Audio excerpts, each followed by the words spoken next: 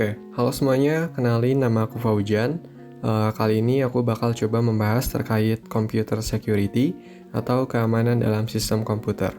Nah, pada pembahasan kali ini mungkin bakal lebih terhadap pengetahuan dasar dan nantinya mungkin jadinya bakal lebih teoretikal. Nah, kita bakal membahas mengenai konsep keamanan pada sistem komputer. Kemudian juga kita bakal membahas terkait tentang jenis-jenis ancaman dan serangan pada sistem komputer. Kemudian juga kita bakal membahas terkait tentang langkah-langkah maupun teknik dalam mencegah ancaman pada sistem komputer. Nah, oke, langsung saja kita mulai pembahasannya. Nah, jadi pada topik pembahasan kali ini ada 4 agenda materi yang akan aku coba sharing. Nah, jadi yang pertama, aku bakal mencoba menjelaskan terkait tentang konsep keamanan sistem komputer. Nah, kemudian yang kedua, kita bakal membahas terkait jenis ancaman keamanan pada sistem komputer. Yang ketiga, nantinya kita akan membahas terkait teknik dan langkah-langkah di dalam pengamanan sistem komputer. Dan yang terakhir, nanti kita bakal menjelaskan terkait tentang kesimpulan terhadap semua materi yang saya tadi sampaikan. Nah, jadi langsung aja kita masuk ke pembahasannya. Nah, jadi seperti biasa, kita mulai dari definisi atau pengertian dari sistem komputer itu sendiri. Nah, jadi menurut NIST Computer Security Handbook, nah jadi keamanan sistem komputer ini merupakan perlindungan yang diberikan kepada sistem informasi dengan tujuan untuk menjaga integritas, ketersediaan, dan kerahasiaan dari sumber daya informasi. Nah, termasuk di dalamnya itu ada perangkat keras, perangkat lunak, firmware, data, dan telekomunikasi. Nah, dari sini kita ketahui bahwa sistem komputer ini meliputi banyak sekali aspek di dalamnya, sehingga tentu kita sadar bahwa segala bentuk perangkat teknologi yang kita miliki harus kita jaga keamanannya. Seperti yang dijelaskan sebelumnya, pada dasarnya tujuan utama keamanan sistem komputer itu mencakup 3 aspek di dalamnya. Nah, yang pertama yaitu confidentiality atau kerahasiaan, yang kedua yaitu integrity atau keutuhan, dan yang ketiga yaitu availability atau ketersediaan. Nah, seperti yang kita lihat pada gambar pada slide materi ini, ketiga aspek tersebut lebih dikenal dengan nama CIA Triad. Nah, jadi CIA Triad ini merupakan 3 konsep fundamental untuk mewujudkan tujuan keamanan data dan layanan komputasi. Nah, CIA Triad ini merupakan salah satu contoh standarisasi di NIST FIPS 199. Nah, selanjutnya kita bakal bahas satu persatu terkait ketiga aspek tersebut. Oke, masuk ke aspek yang pertama yaitu confidentiality atau kerahasiaan. Nah, jadi sederhananya, confidentiality ini bisa berarti sama dengan privacy. Nah, jadi ini juga merupakan serangkaian langkah-langkah yang perlu dilakukan untuk mencegah tereksposnya informasi, terutama informasi sensitif dari jangkauan tangan orang-orang yang tidak berwenang. Nah, apabila kita kaitkan data confidentiality ini dengan suatu sistem informasi, maka suatu sistem informasi itu wajib menjamin bahwa informasi pribadi atau rahasia tidak tersedia atau terungkap kepada pihak yang tidak berwenang. Selanjutnya yang kedua, yaitu integrity atau keutuhan. Jadi integrity ini berarti menjaga konsistensi, akurasi, dan kepercayaan terhadap data untuk waktu hingga seterusnya. Nah, data tidak boleh dirubah pada saat transit. Nah, kemudian apabila kita kaitkan kembali dengan data integrity, jadi suatu sistem informasi itu wajib menjamin bahwa informasi dan program diubah hanya dengan cara yang telah ditentukan dan diotorisasi. Nah, kemudian lanjut ke aspek yang ketiga yaitu availability. Dan jadi availability ini berarti memastikan akses dan penggunaan informasi dilakukan pada waktunya dan oleh pihak yang dapat dipercaya. Nah, kegagalan dalam aspek availability adalah terganggunya akses atau penggunaan terhadap informasi atau sistem informasi. Nah, apabila kita kaitkan kembali dengan data availability, maka suatu sistem informasi harus memastikan bahwa akses terhadap data atau informasi dapat diakses pada waktu tertentu oleh pihak yang berwenang.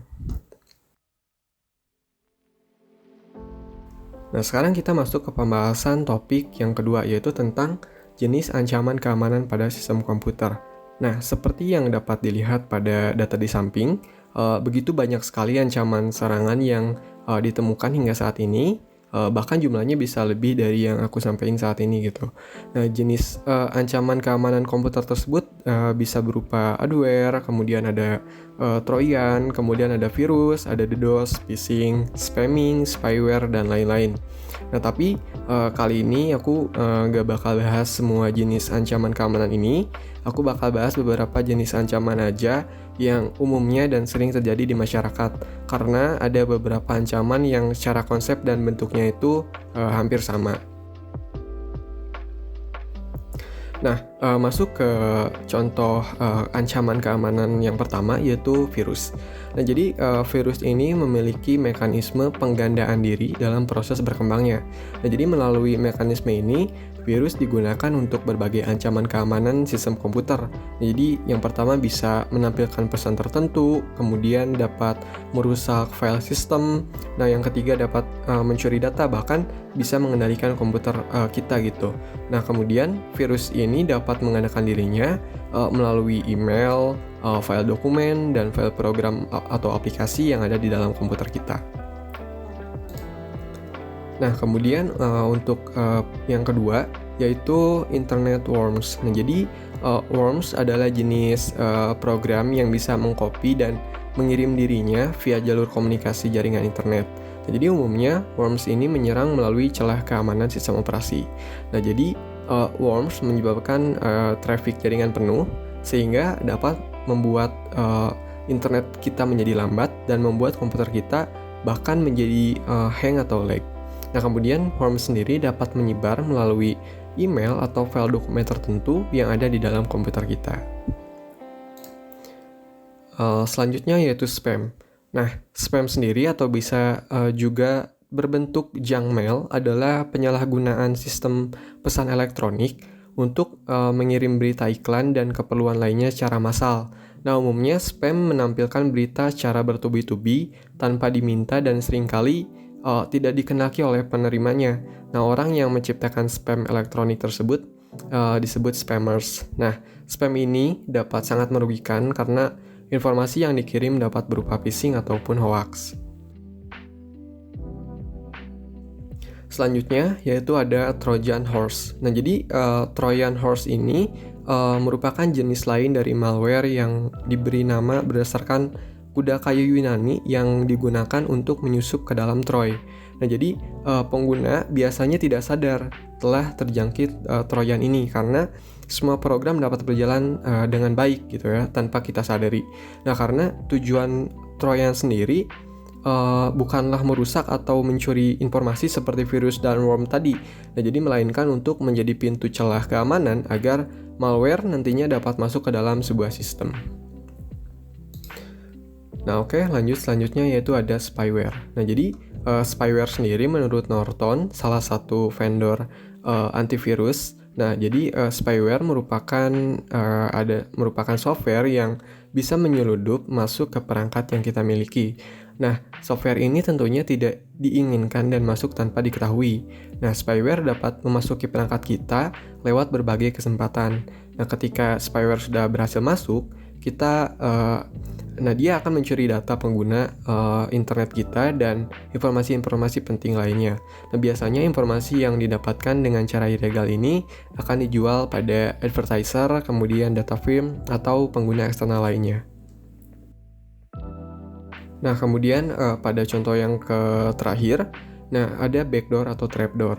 Nah, jadi backdoor ini adalah jenis malware yang meniadakan prosedur autentikasi sehingga tidak ada proses autentikasi normal pada sistem.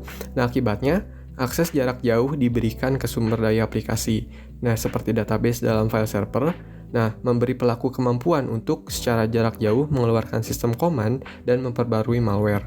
Nah, instalasi backdoor ini dicapai dengan memanfaatkan komponen yang rentan dalam aplikasi web. Setelah diinstal, deteksi sulit dilakukan karena file ini cenderung sangat dikaburkan. Nah, sekarang kita masuk ke topik pembahasan yang ketiga, yaitu tentang teknik dan langkah pengamanan sistem komputer.